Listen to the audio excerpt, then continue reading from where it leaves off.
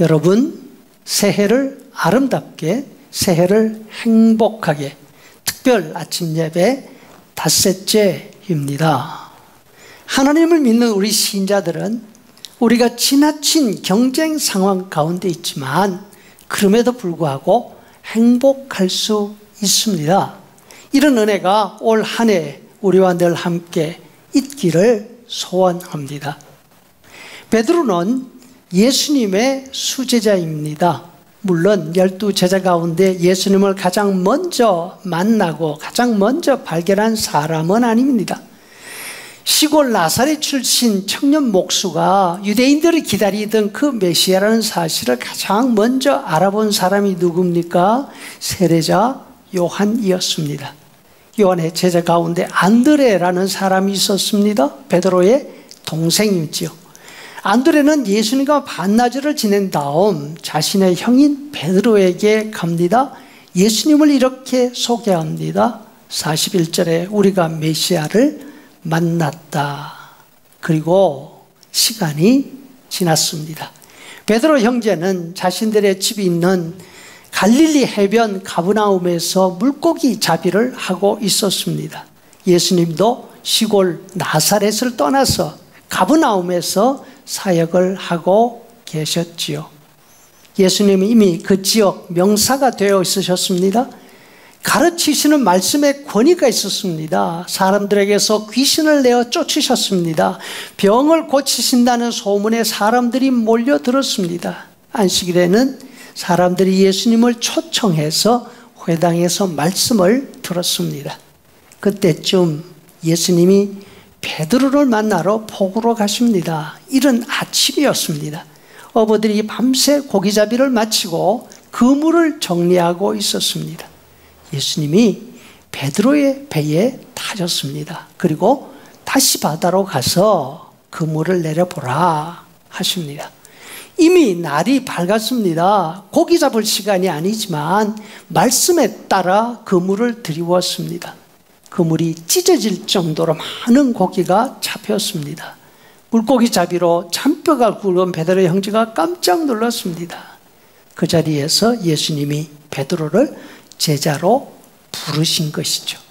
마태복음 5장 10절 무서워하지 말라.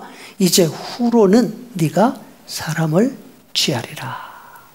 여러분, 베드로는 특별하게 착한 사람은 아니었습니다. 그렇다고 나쁜 사람도 아니었습니다. 아주 평범한 사람이었죠.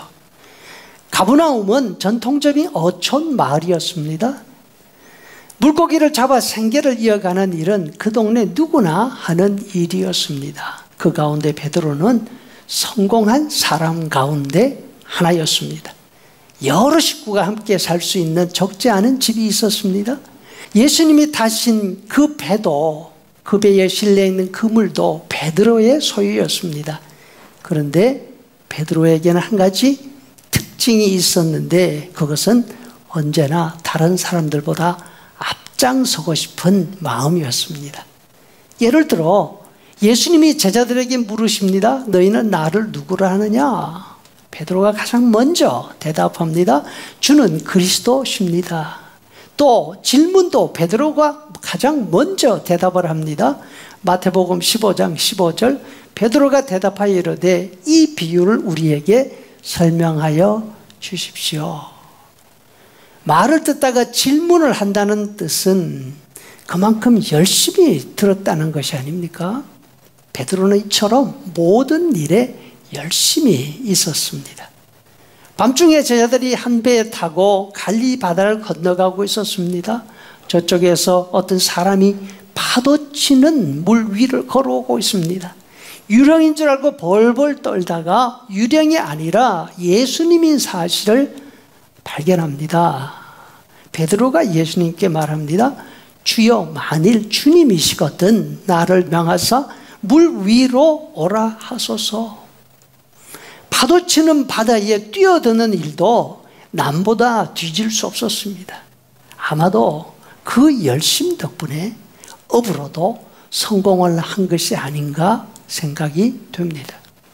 하지만 이처럼 열심히 있어서 남들보다 앞서 가려고 하는 사람들 주변에는 언제나 갈등이 있기 마련입니다. 이런 갈등은 예수님의 12 제자들 가운데에서도 있었습니다. 누가는 길지 않은 복음서에서 제자들 사이의 갈등을 2번이나 말하고 있습니다. 누가복음 9장 46절, 제자 중에서 누가 크냐 하는 변론이 일어났다. 또 22장 24절, 또 그들 사이에 누가 크냐 하는 다툼이 난지라. 그 시점을 보면 예수님의 위험이 나타날 때였습니다. 변호산에서 예수님의 영광을 보고 난다. 그리고 예수님이 다른 사람들의 환호를 받으시면서 예루살렘에 들어가시고 난 다음 유월절 만찬을 마치신 때였습니다. 두 경우 모두 이제 곧 예수님이 왕이 되실 것을 충분히 기대할 수 있는 그런 시점이 아니었습니까? 그렇다면 이런 시점에 논쟁을 시작한 사람이 12 가운데 누구였을까요? 10중 8구 베드로였을 가능성이 큽니다. 열심히 있는 거 참 좋습니다.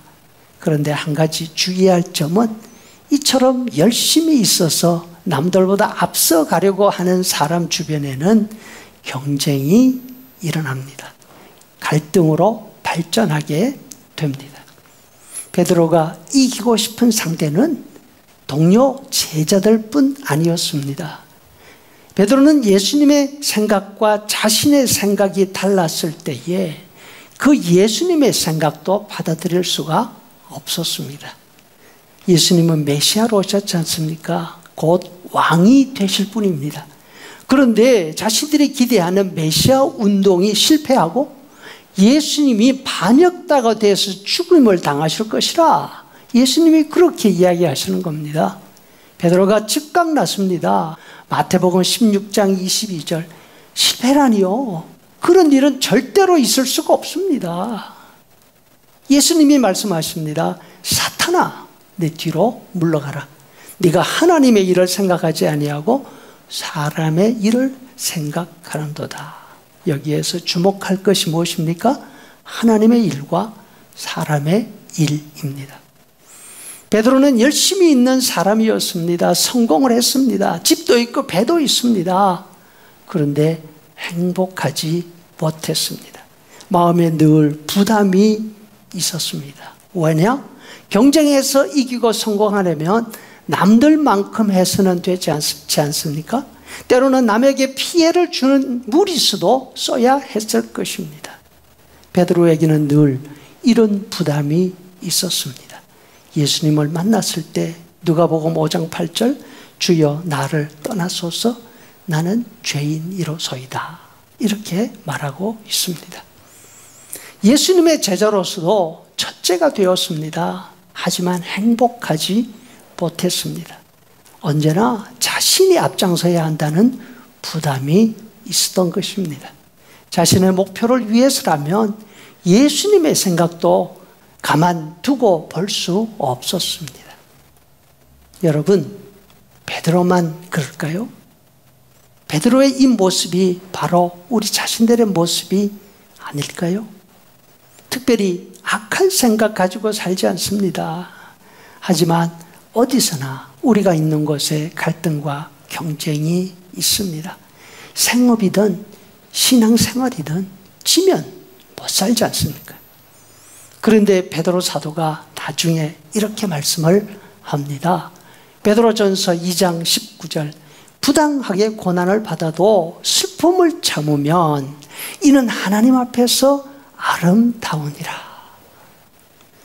부당한 일을 당해도 불행하지 않다는 것입니다.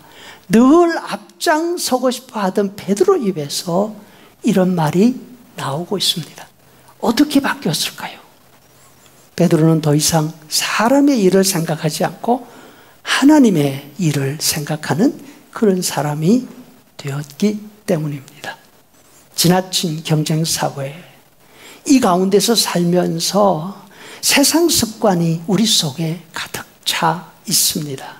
그 습관이 교회 생활 안에서도 믿음 생활 안에서도 그대로 들어와 있습니다. 밖에서 성공한 사람일수록 교회 안에서도 성공하기를 바라고 다른 사람에게 인정받기를 원합니다. 당연히 행복하지 못하게 되죠. 하지만 예수님을 바로 만나면 사람의 방식으로 생각하지 않고 그 생각을 하나님의 방식으로 하게 됩니다. 우리는 예수님을 믿는 신자들입니다.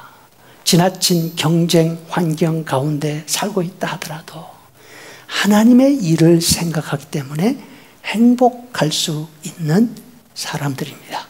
올 한 해 이와 같은 행복이 저와 여러분에게 있기를 소원합니다.